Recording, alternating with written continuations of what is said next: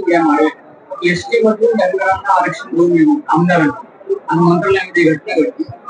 कशाने उड्या मारल्यात?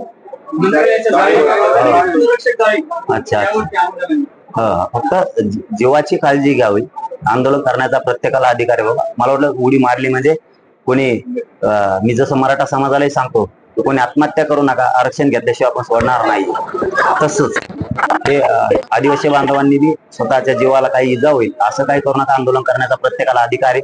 आंदोलन केलं पाहिजे, धनगर बांधव करतोय, मराठा करतोय, गोरगरीब दुसऱ्याही समाजाचे आंदोलन करतात, आंदोलन करण्याचा प्रत्येकाला अधिकार आहे।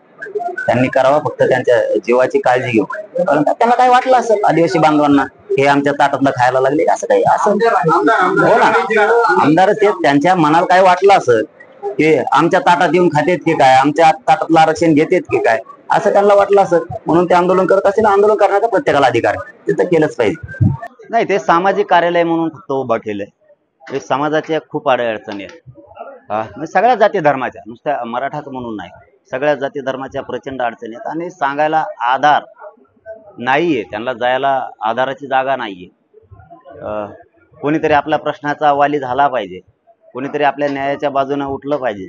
अनेक प्रश्न आहेत, महिलांचे आहेत, मुलींचे आहेत, शाळेतल्या विद्यार्थ्यांचे आहेत, मुलांचे प्रश्न आहेत शाळेतले, कोणाचे नोकऱ्याचे आहेत, काहींना घेतलं जात नाही, काहीला घेतलेलं असून काढून टाकलं जातं, काहींच्या निवड झाल्यात घेतलं जात नाही, काहीच्या आरक्षणाचे प्रॉब्लेम आहेत, काहीच्या आरक्षणाचे नसून पण आहेत, काहीच्या दवाखान्याचे प्रॉब्लेम आहेत, खोटे काही केसेसचे प्रॉब्लेम आहेत, लोकांच्या बांधाचे प्रॉब्लेम आहेत, कोणाच्या शेताचे प्रॉब्लेम आहेत, कोणाचे शेतीमालाचे आहेत, अनुदानाचे आहेत, कोणाच्या कर्जाचे आहेत, अनेक अडचणी आहेत, कोणाच्या दवाखान्यात संकट आहेत, कोणाला बघितलं जात नाही, काही अधिकारी करत नाहीत, काही अधिकारी करतायत, इथं अनेक प्रश्न आहेत।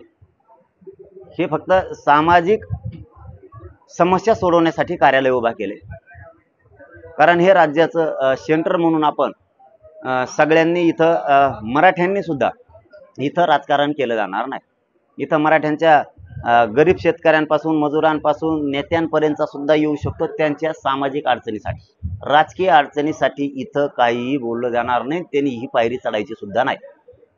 इथं कोणीच, इथं सगळे कामं सामाजिक होणार आहेत आणि जितकं त्यांच्याकडून काय अर्ज येईल त्याच्यावरती तातडीनं निर्णय घ्यायचं काम, त्यांना सोयीला त्यांचं काम लावायचं काम आम्ही करणार आहे। प्रयत्न आम्ही 100% करणार आहे, कारण त्यांना कुठंतरी आधार पाहिजे ना, आधार म्हणून या राज्यातल्या समाजाच्या जनतेच्या मराठ्यांच्या पाठीशी हे कार्यालय ताकदीनं उभं राहणार, ताकदीनं उभं राहणार। होईल नाही होईल, परंतु प्रयत्नाला आम्ही कमी पडणार नाही। समोरच्या त्यांच्या प्रश्नासाठी समोरच्याला सळो की पळो केल्याशिवाय आम्ही सोडणार नाही। या राज्यात खूप अडचणी आहेत, खूप प्रश्न आहेत, ते कोणाला सांगावं सुद्धा कळत नाही, म्हणून आम्ही काही महिलांचा स्टाफ ठेवणार आहेत आणि काही पोरांचा, जिथे ते कामं घेतील। मी तर 8 दिवसातून एकदा तर किमान 100% दिवसभर इथं बसणार आहे, 100%। परंतु जे ते लगेच कामं करतील, नाही झाले 1-2 दिवसात कळणार, पण एक आधार जो म्हणतो ना तो गरजेचा होता। जी आपण माणुसकी जिवंत आहे का म्हणतो ना, तर ते कुठेतरी एक माणुसकीचा दृष्टिकोन समोर ठेवून एक आधार लोकांना गरजेचा होता। लोकांचं गरिबांचं म्हणणं होतं आम्हाला कोणी वाली नाही, बोलता बोलता ग्रामीण भागात बोललं जातं आमचा कोणी वाली नाही ना, मस्त आम्ही हे राजकारणी मोठा केला, तो मोठा केला, किंवा हे उद्योगपती मोठा केला, तो केला, पण आम्हाला वालीच कोणी नाही। इथं श्रीमंत मराठ्यांपासून गरीब मराठ्यांपर्यंत कोणावरही अडचण आली तर सोडवायला कार्यालय उभा राहणार। मग ते राजकारणी असेल, तो बिल्डर असेल, तो कॉन्ट्रॅक्टर असेल, तो व्यावसायिक असेल, तो हॉटेल चालवणारा, टपरी चालवणारा असेल, शेतकरी असेल, वावता हाणणार असेल, बांधावरचा असेल, ऊस तोडणार असेल, कोणताही गरीब असो, त्याच्या सुखादुःखात त्याला सहकार्य करण्याचं काम या भवनातून आम्ही करण्याचा 100% प्रयत्न करणार आहे, 100%। आणि सगळ्या जाती धर्माच्या लोकांना, कारण याला आम्ही शक्यतो नावच देणार आहेत आता की जनतेच्या न्यायाचा दरबार म्हणून छत्रपती भवन, जनतेला इथून कसा न्याय देता येईल हे काम आम्ही या ठिकाणाहून करणार। एबीपी माझा, उघडा डोळे बघा नीट।